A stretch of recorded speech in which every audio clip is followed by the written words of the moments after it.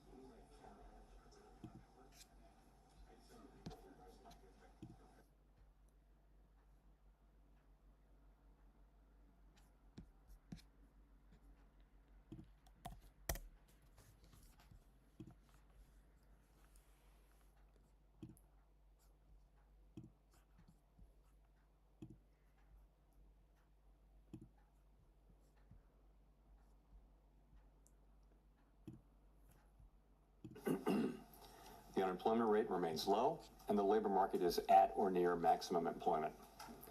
Inflation has come down a great deal, but has been running somewhat above our 2% longer run objective. In support of our goals, today the Federal Open Market Committee decided to leave our policy interest rate unchanged.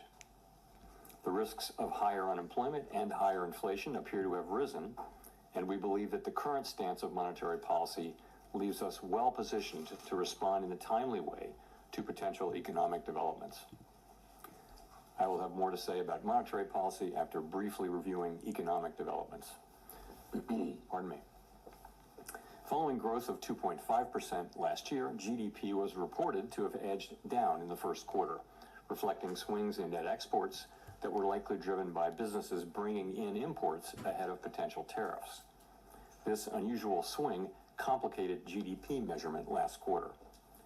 Private domestic final purchases, or PDFP, which excludes net exports, inventory investment, and government spending, grew at a solid 3% rate in the first quarter, the same as last year's pace.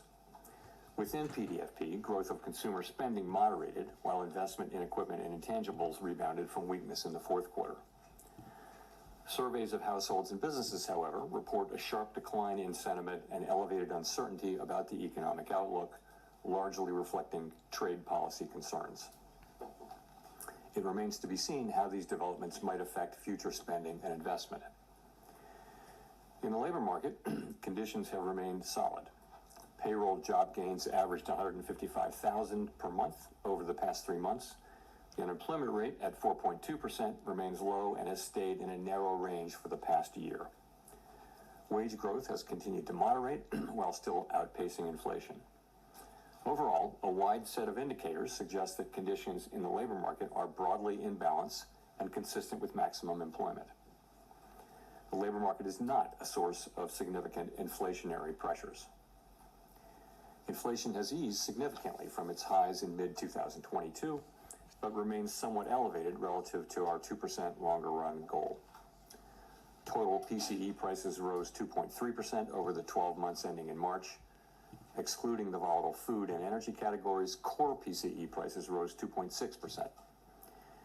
Near-term measures of inflation expectations have moved up, as reflected in both market and survey-based measures. Survey respondents, including consumers, businesses, and professional forecasters, point to tariffs as the driving factor.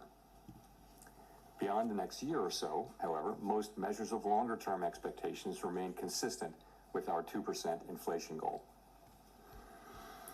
Our monetary policy actions are guided by our dual mandate to promote maximum employment and stable prices for the American people. At today's meeting, the committee decided to maintain the target range for the federal funds rate at 4.25% to 4.5% and to continue reducing the size of the balance sheet. The new administration is in the process of implementing substantial policy changes in 4 distinct areas: trade, immigration, fiscal policy, and regulation. The tariff increases have been significantly larger than anticipated. All of these policies are still evolving, however, and their effects on the economy remain highly uncertain. As economic conditions evolve, we'll continue to determine the appropriate stance of monetary policy based on the incoming data, the outlook, and the balance of risks. If the large increases in tariffs that have been announced are sustained, they're likely to generate a rise in inflation, a slowdown in economic growth, and an increase in unemployment. The effects on inflation could be short-lived, reflecting a one-time shift in the price level. It is also possible that the inflationary effects could instead be more persistent. Avoiding that outcome will depend on the size of the tariff effects, on how long it takes for them to pass through fully into prices, and ultimately on keeping longer-term inflation expectations well anchored. Our obligation is to keep longer-term inflation expectations well anchored and to prevent a one-time increase in the price level from becoming an ongoing inflation problem. As we act to meet that obligation, we'll balance our maximum employment and price stability mandates, keeping in mind that without price stability, we cannot achieve the long periods of strong labor market conditions that benefit all Americans. We may find ourselves in the challenging scenario in which our dual mandate goals are in tension. If that were to occur, we would consider how far the economy is from each goal and the potentially different time horizons over which those respective gaps would be anticipated to close. For the time being, we're well positioned to wait for greater clarity before considering any adjustments to our policy stance. At this meeting, the committee continued its discussions as part of our 5-year review of our monetary policy framework. We focused on inflation dynamics and the implications for our monetary policy strategy. Our review includes outreach and public events involving a wide range of parties, including Fed Listens events around the country and a research conference next week. Throughout this process, we're open to new ideas and critical feedback, and we will take on board lessons of the last 5 years in determining our findings. We intend to wrap up the review by late summer. The Fed has been assigned 2 goals for monetary policy: maximum employment and stable prices. We remain committed to supporting maximum employment, bringing inflation sustainably to our 2% goal, and keeping longer-term inflation expectations well anchored. Our success in delivering on these goals matters to all Americans. We understand that our actions affect communities, families, and businesses across the country. Everything we do is in service to our public mission. We at the Fed will do everything we can to achieve our maximum employment and price stability goals. Thank you. I look forward to your questions. Steve Leisman, CNBC. Thank you, Mr. Chairman, for taking my question. A lot has happened since the last meeting. There's been tariffs put on, tariffs taken off, and meanwhile, there's a bill advancing in Congress. And I just wonder if I could press you on the last part of your statement. Are you any closer now to deciding which side of the mandate is going to need urgent care first? Well, so as we noted in our statement, post-meeting statement, we've judged that the risks to higher employment and higher inflation have both risen. And this, by the way, of course, is compared to March. So that's what we can say. I don't think we can say, which way this will shake out. I think there's a great deal of uncertainty about, for example, where tariff policies are going to settle out. And also, when they do settle out, what will be the implications for the economy, for growth, and for employment? I think it's too early to know that. So, ultimately, we think our policy rate is in a good place to stay as we await further clarity on tariffs and ultimately their implications for the economy. Hearing you describe what you're looking for in terms of being able to make a decision, it sounded like that's a long-term process before you sound like you're going to be comfortable, or the committee would be comfortable to act on what the data is telling you. I don't think we know. I think, if you look where we are today, we have an economy that, if you look through, the sort of distortions in Q1 GDP, you've still got an economy that looks like it's growing at a solid pace. The labor market appears to be solid. Inflation is running just a bit above 2%. So it's an economy that's been resilient and is in good shape. And our policy is sort of modestly or moderately restrictive. It's 100 basis points less restrictive than it was last fall. And so we think that leaves us in a good place to wait and see. We don't think we need to be in a hurry. We think we can be patient. We're going to be watching the data. The data may move quickly or slowly, but we do think we're in a good position where we are to let things evolve and become clearer in terms of what should be the monetary policy response. Nick. Nick Jerome of the Wall Street Journal. Chair Powell, there's naturally a lot of debate around 2021 and supply shocks, but there are some who argue that the current situation has notable differences. Energy costs are down, housing imbalances look nothing like they did 4 years ago, labor demand appears to be gradually cooling with wage growth running below 4%. What do you see right now that could nourish higher inflation beyond a rise in goods prices this year? I think the underlying inflation picture is good. It's what you see, which is inflation now running a bit above 2%. And we've had basically decent readings in housing services and non-housing services, which is a big part of it. So that part, I think, is moving along well. But there's just so much that we don't know.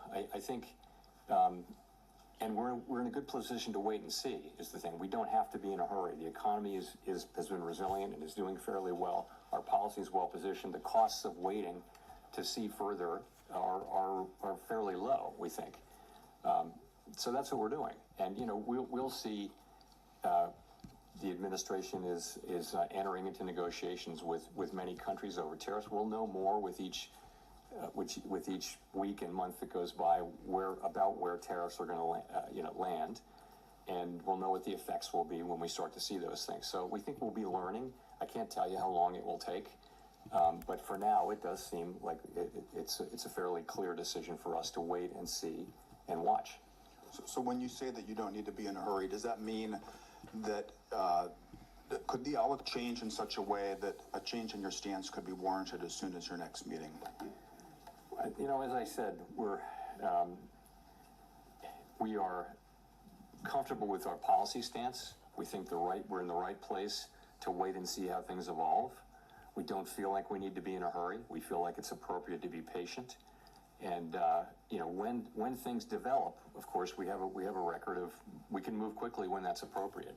But we think right now the appropriate thing to do is to wait and see how things evolve. There's so much uncertainty. If you talk to businesses or market participants or forecasters, everyone is just waiting to see how developments play out, and then we'll be able to make a better assessment of what the appropriate path for monetary policy is.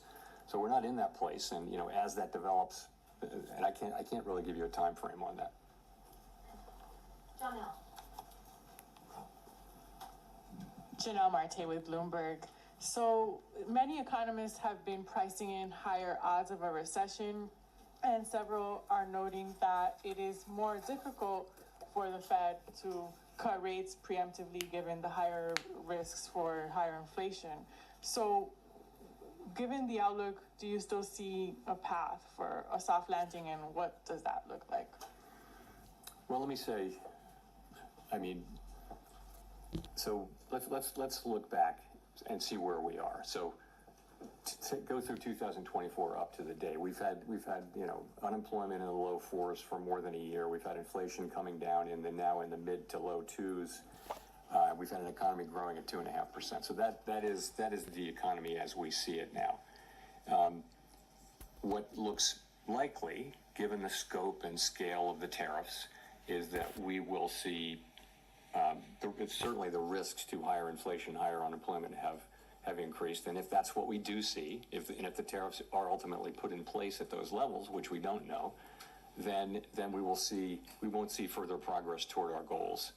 But we might see a delay in that. I think in our thinking, we never do anything but keep achieving those goals. But we would, at least for the next, let's say, year, we would not be making progress toward those goals. Again, if that's the way the tariffs shake out. The thing is, we don't know that. There's so much uncertainty about the scale, scope, timing, and persistence of the tariffs.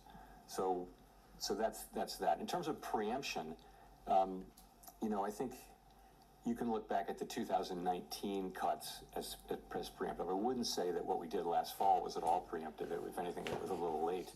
But 2019, we did cut 3 times, but the situation was you had a weakening economy and you had inflation at 1.6%.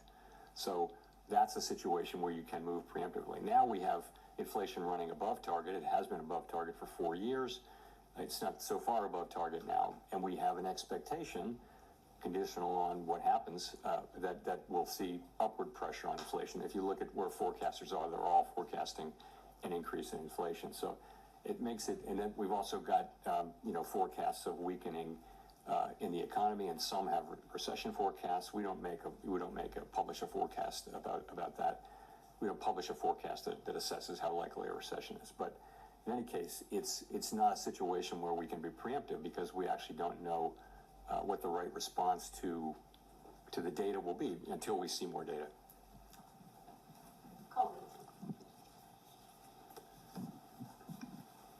Colby Smith with the New York Times. How much weakness does the committee need to see, though, in the labor market and the economy more broadly to lower interest rates again? Is it about a certain increase in the unemployment rate over a period of time, or perhaps a certain number of negative monthly job reports? I mean, how are you making that assessment? So first of all, we don't see that yet, right? We have 4.2% unemployment, good participation, wages behaving very well. Participation, I mentioned, at a good level. So, with the labor market, we would look at the totality of the data. We'd look at the level of the unemployment rate. We'd look at the speed with which it's changing. We would look at the whole huge array of labor market data to get a sense of whether conditions are really deteriorating or not. And at the same time, we'd be looking at the other side of the mandate. We could be in a position of having to balance those two things, which is, of course, a difficult balancing judgment that we'd have to make. On that point about balancing, I mean, you've mentioned that the committee would consider how far the economy is from each goal and the time it would take to kind of get back to that point. But what does that mean in practice? I mean, how much of that assessment will be rooted in a forecast versus data dependence? It would be a combination of the two. I mean, let's just say this would be a complicated and challenging judgment that we would have to make. Yeah, we're not in this situation, but the situation is if the two goals are in tension, so let's say that unemployment is moving up in an uncomfortable way, and so is inflation. Not the situation we're in, hypothetically, but we would look at how far they are from the goals, how far they're expected to be from the goals, what's the expected time to get back to their goals. We'd look at all those things and make a difficult judgment, and that's in our framework. It's always been in our thinking. You know, we haven't faced that question in a very long time. So again, difficult judgment to make, and not one that we face today. We may never face it, but you know, we have to be keeping it in our thinking now. Thank you. Edward Lawrence with Fox Business. So we had the CPI report that came out that showed month over month the first decrease in inflation in about 3 years. The jobs report, you said, solid that we saw. At the same time, we have those new tariffs that we're living under. So given this, should the Federal Reserve be cutting rates at all this year? You know, it's going to depend. I think you have to just take a step back and realize this is why we are where we are. Is you know, we're going to need to see how this evolves. There are cases in which it would be appropriate for us to cut rates this year. There are cases in which it wouldn't. And we just don't know. Until we know more about how this is going to settle out and what the economic implications are for employment, for inflation, I couldn't confidently say that I know what the appropriate path will be. So following on that, just, you know, so then how does President Trump calling on you personally, as well as the Federal Reserve, to make rate cuts affect your decision today and affect your job difficulty?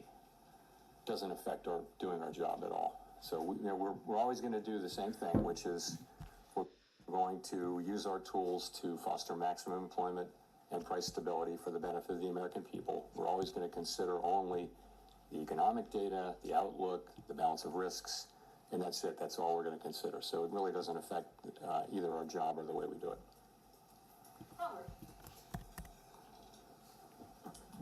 Hi, Howard Schneider with Reuters, and thanks for the time. I'm wondering, I mean, given the complexity about the first quarter GDP and what lies ahead, I'm just wondering what your intuition tells you about the underlying direction of the economy right now. Many of your colleagues have said they feel growth is slowing. If so, do you have any sense of by how much, to what degree the slowdown may be? What does your gut tell you about how things are evolving out there? My gut tells me that uncertainty about the path of the economy is extremely elevated, and that the downside risks have increased. The risk is, as we pointed out in our statement, the risks of higher unemployment and higher inflation have risen, but they haven't materialized yet. They're not really in the data yet. So that tells me more than by intuition, because I think it's obvious actually that the right thing for us to do is we're in a good place. Our policy's in a very good place, and the right thing to do is await further clarity. And there's usually things clarify and the appropriate direction becomes clear. That's what usually happens. Right now, it's very hard to say what that would be. In the meantime, the economy is doing fine. Our policy isn't, it's not highly restrictive. It's somewhat restrictive. It's 100 basis points less restrictive than it was in, last summer.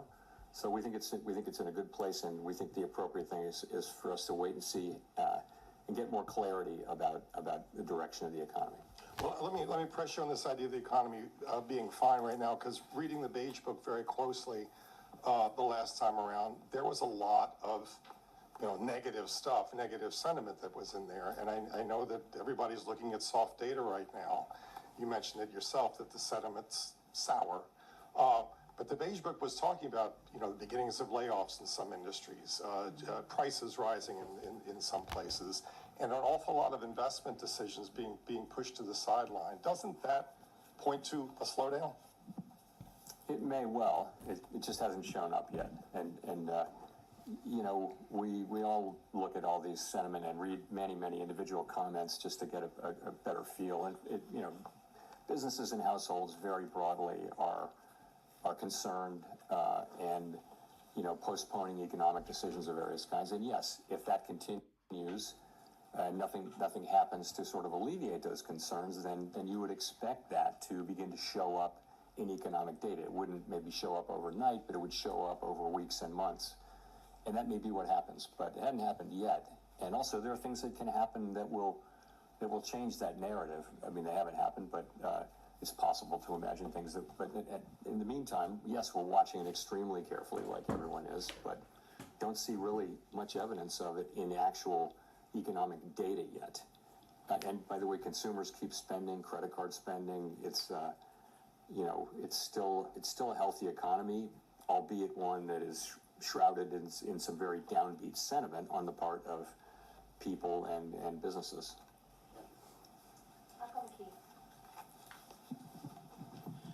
Michael McKee from Bloomberg Radio and Television. The Fed's been criticized recently by a former governor for what he calls mission creep.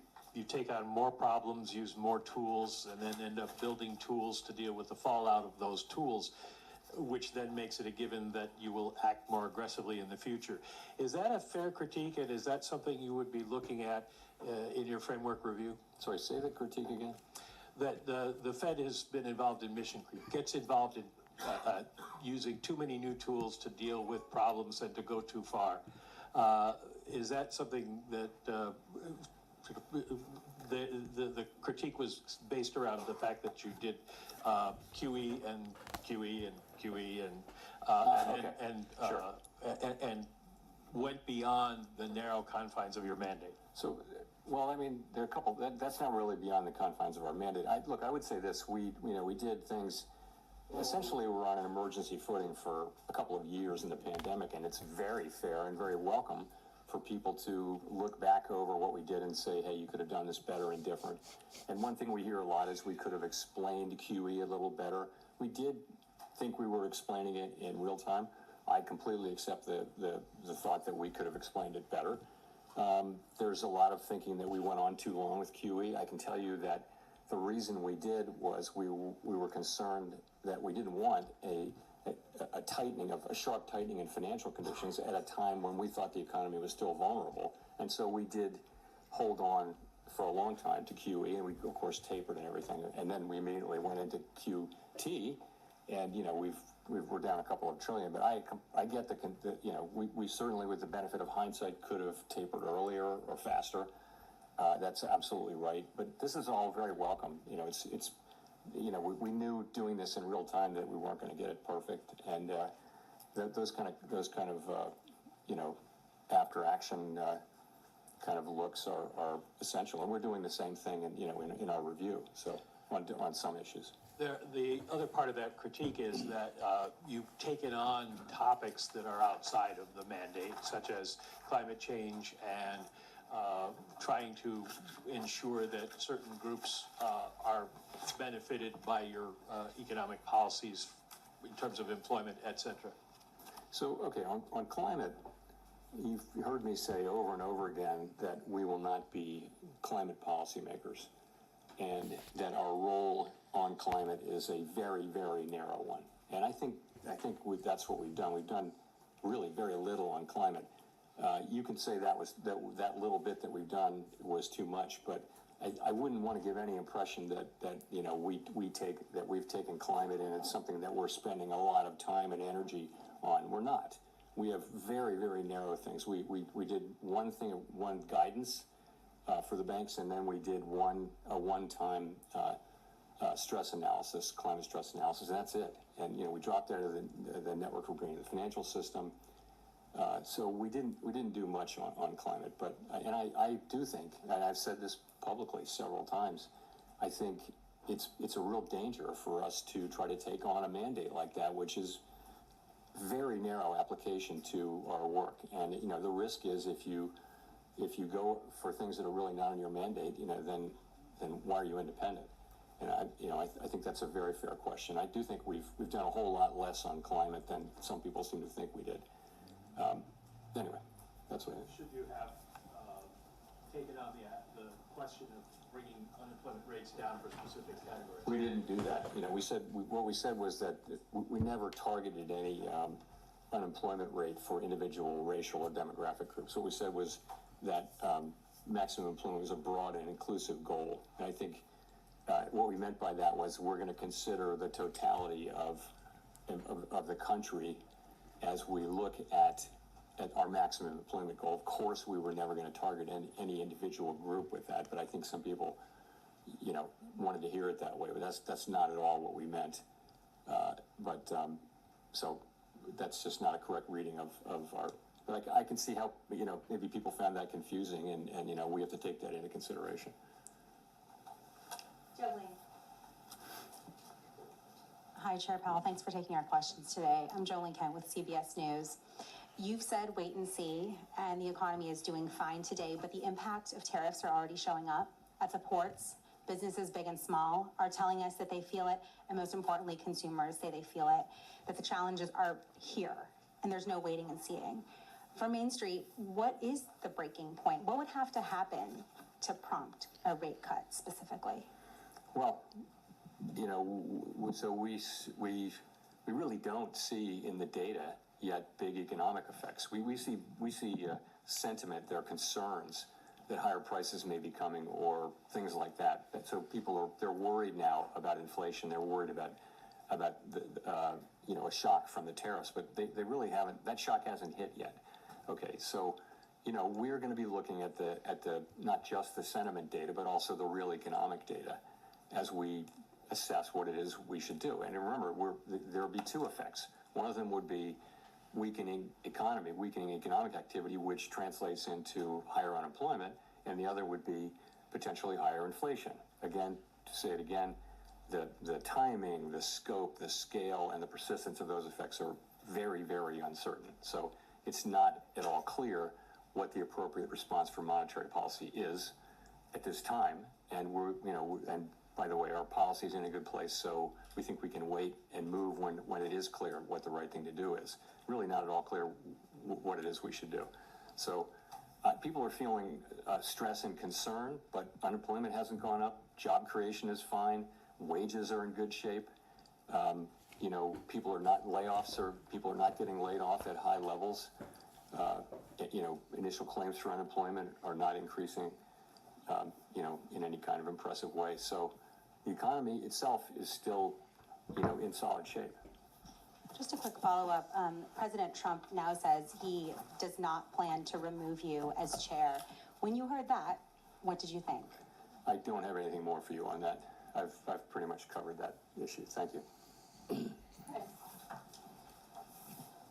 Hi, thank you. Chris Rugaber, Associated Press. Well, I just wanted to follow up. Earlier, it sounded like you said it was unclear how the Fed, what kind of interest rate decisions you will make later this year. So does that, in March, there was guidance that 2 cuts might happen, 2 cuts were penciled in for this year. Is that now, that guidance from the last press conference, has that been overtaken by events at this point? We don't do a summary of economic projections at every meeting, as you know. We do it every other meeting, and so this was the meeting when we didn't do it. And we don't also kind of poll people, so I really wouldn't want to try to make a specific projection for where we are relative to that. We will, in 6 weeks, we have the June meeting, and you'll have another SEP. I'm not going to hazard a guess here today as to what it would be. Again, what I would say is that we think our policy rate is in a good place. We think it leaves us well positioned to respond in a timely way to potential developments. That's where we are. And that, depending on the way things play out, that could include rate cuts. it could include us holding where we are. We just are going to need to see, how things play out before we make those decisions. Great, and just to follow up on that, I mean, when you address the issue of how the Fed would handle both rising unemployment and rising inflation, how are you thinking about the fact that addressing one could exacerbate the other? So a rate cut to reduce unemployment could worsen inflation and vice versa. How do you handle those challenges? You just captured this is the issue with the two goals being in tension. It's a very challenging question. Now, there can be a case in which one goal is very far, one variable is very, very far from its goal, much farther than the other, and if so, you concentrate on that one. And frankly, that was the case. Well, it wasn't a case where they were really in tension, but if you go back to 2022, it was very clear that we needed to focus on inflation. The labor market was also super tight, so it wasn't really a trade-off. I think what our framework document says. It says we'll look at how far each variable is from its goal, and also we'll factor in the time it would take to get there. So, that's going to be potentially a very difficult judgment, but the data could break in a way that it's not. I just don't think we know that. The data could easily favor one or the other, and right now there's no need to make a choice, and no real basis for doing so. Victoria. Hi, Victoria Guido with Politico. I wanted to ask, Congress is currently debating spending cuts alongside extending the tax cuts. And I know you've talked many times about how the path of the debt is unsustainable, but given that we're also talking right now about the economy slowing, potentially even recession, I was just wondering, is there a danger that spending cuts now could slow growth a lot more? We don't give Congress fiscal advice. We take what they do as a given, and we put it in our models and in our assessment of the economy. So I wouldn't want to, speculate on that. I mean, I think we do know that the debt is on an unsustainable level, on an unsustainable path, not at an unsustainable level, but an unsustainable path. And it's on Congress to figure out how to get us back on a sustainable path. And it's not up to us to give them advice. Well, do you think that they should take macroeconomic conditions into account as they look at this? I think they don't need my advice and our advice on how to do fiscal policy any more than we need their advice on monetary policy. Andrew. Thanks, Mr. Chairman. Andrew Ackerman with the Washington Post. In your Jackson Hole comments last year, you said you would not welcome further cooling in labor market conditions. The unemployment rate then was 4.2%, which is what it is now. Many forecasters now predict a higher jobless rate. How has your tolerance for weakening labor market conditions changed compared to a year ago? So it was quite a different situation. What was happening last year is that over the space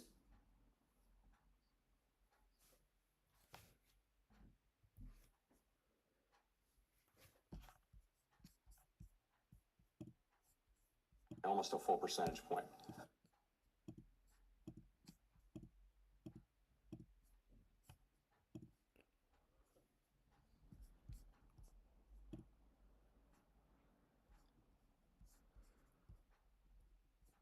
So at Jackson Hole, and then in September, we wanted to address that forthrightly. We wanted to show that we were there we'd been there for inflation for a couple of years, and we wanted to show also that we're there for the labor market.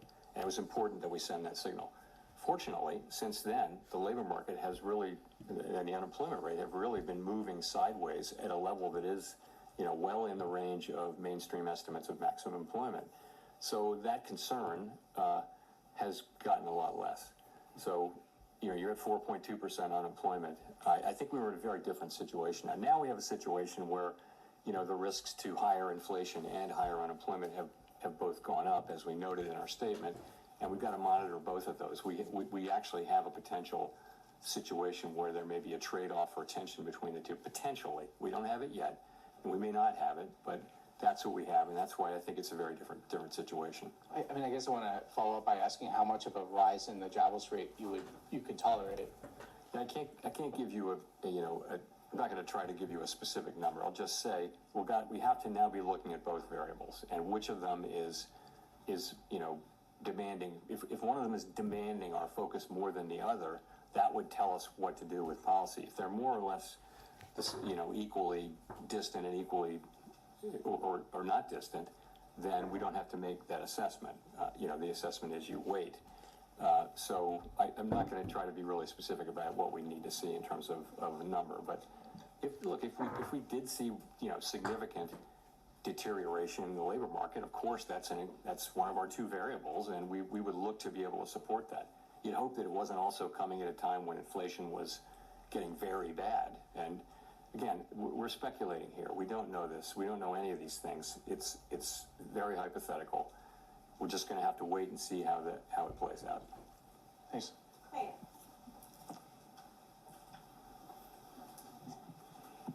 Claire Jones, Financial Times. In terms of getting some clarity, we've got some talks at the weekend in Geneva between the US and China. A lot of economists are attaching an awful lot of importance to what we hear from those talks.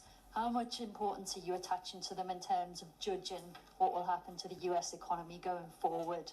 And just in a similar vein, some economists are saying it's days, not weeks, that we have until we start to put the US economy at risk of seeing the sort of pandemic era shortages and higher prices if we don't kind of soothe relations between the US and China. So it'd be good to have your view on that too. So, these are not talks that we're in any way involved in, so I really can't comment directly on them. So, but what I will say is this, we had, coming out of the March meeting, the public generally had an assessment of where tariffs were going, and then April 2 happened, and it was really substantially larger than anticipated in the forecasts that I had seen and in our forecasts. So, and now we have we're in a new phase where it seems to be we're entering a new phase where the administration is beginning talks with a number of our important trading partners, and that has the potential to change the picture materially or not. And so I think it's going to be very important how that shakes out. But we simply have to wait and see how it works out. It certainly could change the picture, and we're mindful of not trying to make conclusive judgments about what will happen at a time when the facts are changing.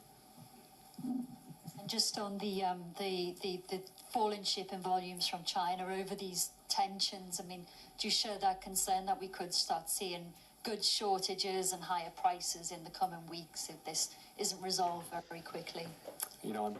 I don't want to get we shouldn't be involved even verbally in the questions about the timing of these things. Yes, of course we follow all that data.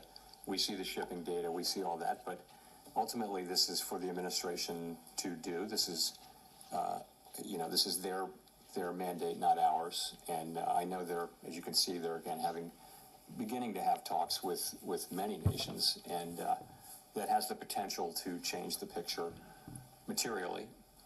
So we'll just have to wait and see.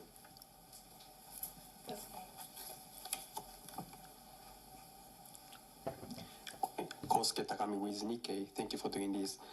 The volume of imported goods increased significantly in the first quarter. Do you think that this situation could cause a delay in the impact of tariff on inflation? And does this mean that it will take longer time to reduce uncertainty? The decision we made today? Which decision?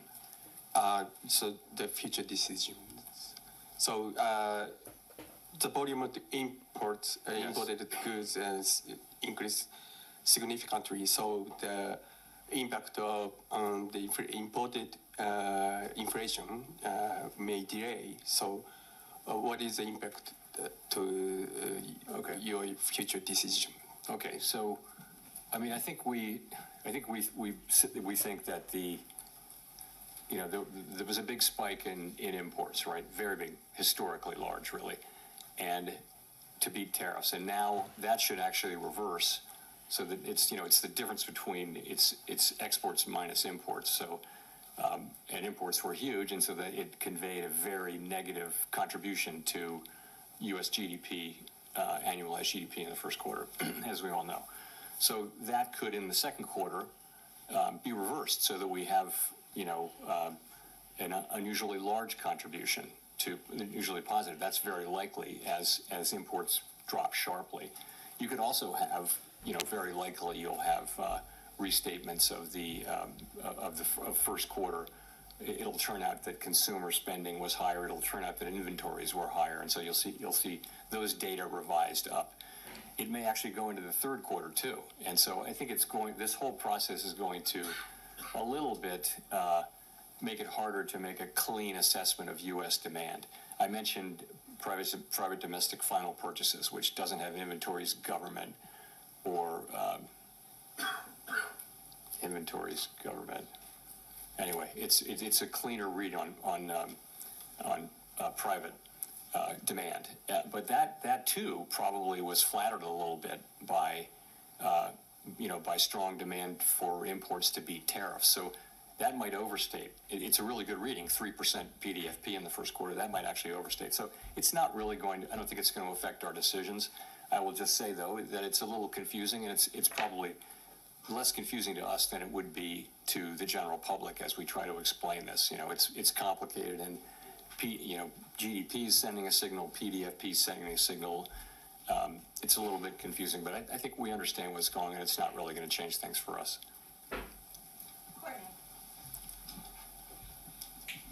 Courtney Brown from Axios. I guess, we talked about some of the indications of potential layoffs, price hikes, an economic slowdown, all being evident in the soft data. I'm curious why the Fed needs to wait for that to translate into hard data to, make any type of monetary policy decision, especially if the hard data is not as timely or might be warped by tariff-related effects. Are you worried that the soft data might be some sort of false warning? No, I mean, look at the state of the economies. The labor market is solid, inflation is low. We can afford to be patient as things unfold. There's no real cost to our waiting at this point. Also, the sense of it is, we're not sure what the right thing will be. There should be some increase in inflation. There should be some increase in unemployment. Those call for different responses, and so until we know, potentially call for different responses. And so, until we know more, we have the ability to wait and see. And it seems to be a pretty clear decision. Everyone on the committee supported waiting, and so that's why we're waiting. Just a very quick follow-up. There was this sort of vibe session, if you will, where the sentiments expressed in soft data did not translate into the hard economic data. How are you thinking about that when interpreting some of the signs in the softer survey data? I think going back a number of years, the link between sentiment data and consumer spending has been weak. It's not been a strong link at all. On the other hand, we haven't had a move of this, speed and size. So it wouldn't be the case that we're looking at this and just completely dismissing it. But it's another reason to wait and see. You're right that we had a couple of years during the pandemic where people were saying just very downbeat surveys and going out and spending money. So that can happen, and that may happen to some degree here. We just don't know. This is an outsized change in sentiment, though, and so none of us is looking at this and saying that we're sure one way or the other. We're not. Matt. Thanks, Chair Powell. Matt Egan with CNN. So you mentioned earlier that you were monitoring the shipping data, and we have seen in the shipping data that imports from China into the Port of Los Angeles have plunged, and that has raised concerns about potential shortages. What tools, if any, does the Fed have to ensure that prices and inflation expectations don't get out of hand if tariffs do cause significant supply chain disruptions? I mean, we don't have, the kind of tools that are good at dealing with supply chain problems. We don't have that at all. That's a job for the administration and for the private sector more than anything. what we can do with our interest rate tool is we can be more or less supportive of demand, and that'd be a very inefficient way to try to fix supply chain problems. But we don't see the inflation yet. We're of course reading the same stories and watching the same data as everybody else, and right now we see inflation kind of moving sideways at a fairly low level. If I could follow up on that, President Trump has indicated that he will likely name a replacement for you when your term as chair expires. On the board runs through January 2028, I believe. Would you consider remaining on the Fed board even if you're no longer chair? So I don't have anything for you on that. My whole focus is on, and my colleagues' focus is all on, trying to navigate this tricky passage we're in right now, trying to make the right decisions. We want to make the best decisions for the people that we serve. That's what we think about day and night, and this is a challenging situation, and that's 100% of our focus right now. Let's go to Jennifer for the last question. Chair Powell, Jennifer Schonberger with Yahoo Finance. Public records of your schedule so far this year show no meetings with President Trump. Past presidents Obama, Bush, and Clinton have all met with Fed chairs, and you met with Trump during his first term. Why haven't you asked for a meeting yet with the president? I've never asked for a meeting with any president, and I never will. It's not, I wouldn't do that. There's never a reason for me to ask for a meeting. It's always been the other way. So would you want to meet with him if given the opportunity to get more information? It's never an initiative that I take. It's always an initiative. I don't think it's up to a Fed chair to seek a meeting with the president, although maybe some have done so. I've never done so, and I can't imagine myself doing that. I think it's always comes the other way. A president wants to meet with you, but that hasn't happened. And if I could just ask one question on monetary policy. When it is time to cut rates, how will you determine how far down rates will have to come to try to keep a balance on the inflation mandate as employment weakens? I think once you have a clear direction, you can make a judgment about how fast to move and that kind of thing. So it's really the harder question is the timing, I think, and when will that become clear? And fortunately, as I mentioned, we have our policy in a good place, the economy's in a good place, and it's really appropriate, we think, for us to be patient and wait for things to unfold as we get more clarity about what we should do. Thanks very much.